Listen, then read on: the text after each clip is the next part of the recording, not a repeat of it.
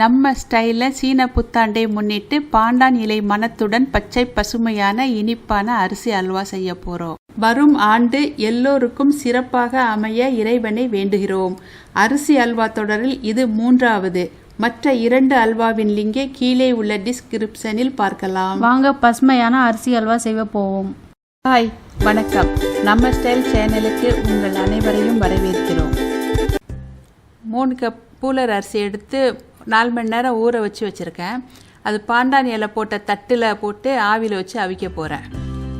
7 pandan இலை எடுத்து அரைச்சி சாறு எடுத்து வச்சுருக்கேன். சீனை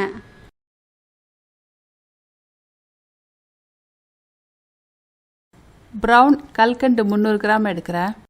2 கப்பு தேங்காய் பால் எடுத்துக்க போகிறேன்.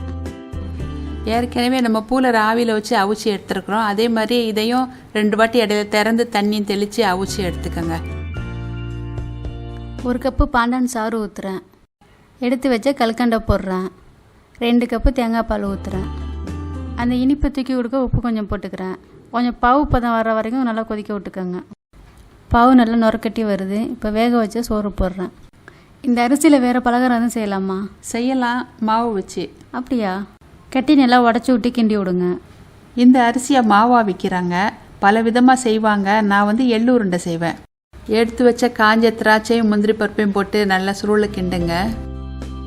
நம்ம ஸ்டைலில் செஞ்ச பாண்டான் அல்வா தயாராகிருச்சு. நீங்களும் செஞ்சு பார்த்துட்டு ஹாப்பி நியூ இயரை மகிழ்ச்சியாக கொண்டாடுங்க. எங்களுக்கும் ஆதரவு கொடுங்க. கொங்சி பாட்சாய். சீன நண்பர்களுக்கெல்லாம் புத்தாண்டு நல்வாழ்த்துக்கள்.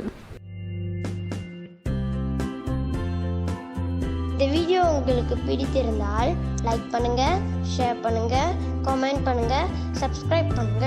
பிறகு கீழே இருக்கும் பெல் பட்டனை அழுத்துங்கள். நம்ம ஸ்டைல் சேனலை பார்த்ததற்கு நன்றி.